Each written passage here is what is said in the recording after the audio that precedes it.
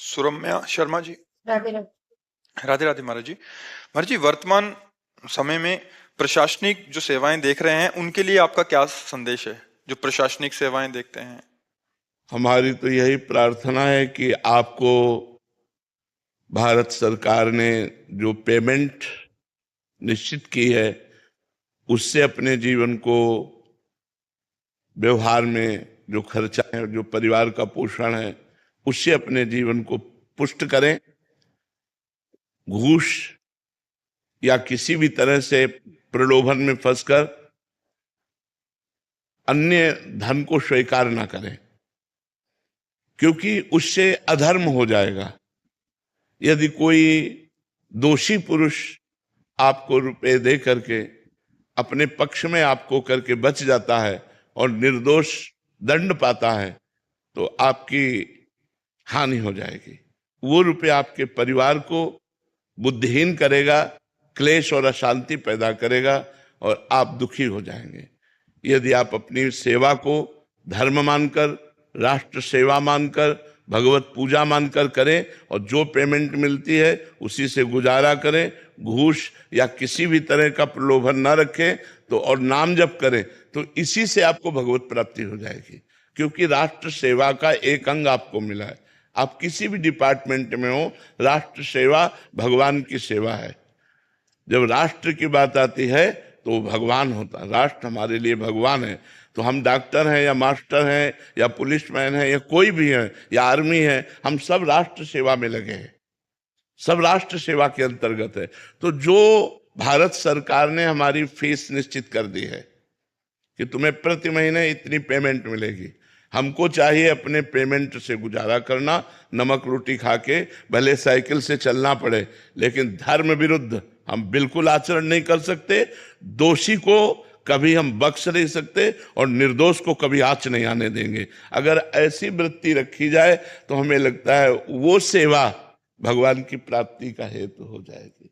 हमें जैसा कल एक वकील साहब आए थे, हाई कोर्ट में कहीं सेवाएं देते हैं, कि मैंने भी यही जो आपका ये वचन था ये बोले कि अरे इतने से फिर गुजारा नहीं होगा, मतलब फिर मतलब दिक्कत आ जाएगी घर चलाने में। मतलब वो उसके बाद भी वो कह रहे थे कि हम धर्म पूर्वक चलने का प्रयास कर रहे हैं, बट उतना तो करना पड़ेगा उतने, क्योंकि वासनाएं इतनी बढ़ गई हैं, आवश्यकताएं इतनी बढ़ा ली गई हैं कि अब उनके लिए हमको विलासिता के लिए अधिक धन चाहिए। तो अगर अधार्मिक पुरुषों के द्वारा दिया हुआ धन और हम उससे विलासिता, तो यहाँ गुजारा कर लो जैसे कर लो, फिर नरक में गुजारा अच्छे से होगा। कह रहे जब धन दिखता है ना कि इतना दे रहा है तो फिर वो वृत्ति बिगड़ जाती है। तो फिर आगे उसका परिणाम भी तो देखना चाहिए। मछली जो है वो केवल चारा देखती है और लपक के पकड़ लेती है, कांटा उसमें होता है और कांटे में फंस के अपनी जान गंवा देती है। चारे के लोभ में उसको कांटा नहीं दिखाई देता, वो कांटा सर्वनाश कर देगा, वो परिवार की बुद्धि भ्रष्ट कर देगा, तुम्हारी बुद्धि भ्रष्ट कर देगा। आखिरी परिणाम विनाश ही होगा। लिख लो, अधर्म के द्वारा किए हुए कार्यों का परिणाम विनाश होता है और धर्म के द्वारा किए हुए कार्य वर्तमान में दुखद हो सकते हैं, लेकिन परिणाम में वो सुख प्रदान करने वाले होते हैं। अधर्म के द्वारा किए हुए कार्य वर्तमान में सुखद दिखाई दे सकते हैं, लेकिन परिणाम उनका दुख होगा। पक्का समझ लो, शास्त्रीय सिद्धांत है, भागवतिक सिद्धांत है, इसमें कोई गुंजाइश नहीं है। आप ये देखते हैं, कहने की बात नहीं है कि चंद रुपए के घूस के प्रलोभन में कई अफसर, मतलब उनको अपमानित करके उनको कार में बैठाला गया। उनकी पढ़ाई, उनके माता पिता का गर्व, उनके रिश्ते नातेदारों का गर्व सब मिट्टी में मिल गया चंद रुपए के घूस में। वर्तमान में अगर हम प्रलोभन ना करें और धर्म पूर्वक चलें तो गौरव है, उसमें गौरव है। और धर्म पूर्वक ना चल करके आज नहीं तो कल हम अधर्म में पकड़े जाएंगे। 100 चोरी नहीं खुली तो 101 एक के ऊपर बड़ो खुल जाएगी।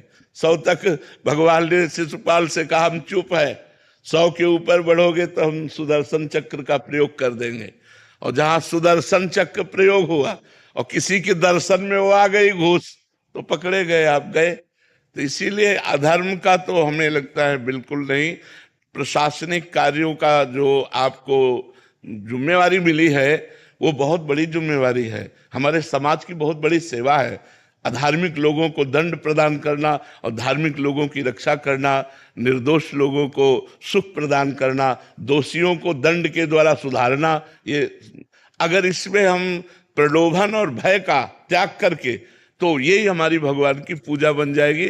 तो भगवान की कृपा से बात बैठती दिमाग में, नहीं तो धर्म भूल जाते। ठीक बात है, वो वकील ठीक कह रहे थे। मतलब अच्छे वो सुनते हैं आपको, बट कह रहे मतलब फिर वृत्ति चेंज हो जाती है, देखते हैं, टाइप की देखते हैं।